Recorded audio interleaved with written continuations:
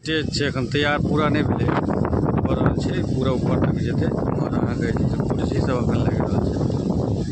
देखियौ कुर्सी सब लागि रहल छै, तैयारी भऽ रहल छै। एलईडी स्क्रीन सब सबटा आबि गेल छै, ओहो सब सबटा लगनाइ बचल छै। मगर फूलो काज सब एखन बचल छै, ई सब जे छै से एखन बनाय बचल छै।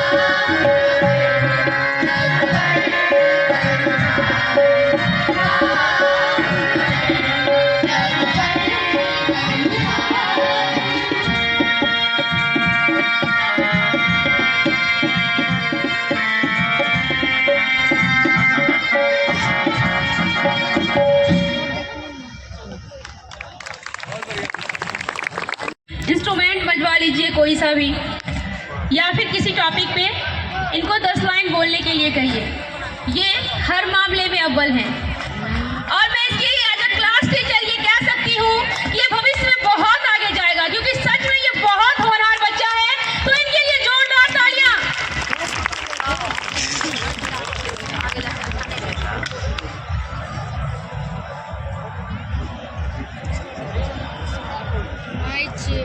आदर्श नहीं, आदर्श के पिता भी एक बहुत अच्छे सोशल वर्कर रहे हैं और हमेशा से स्कूल को योगदान किया।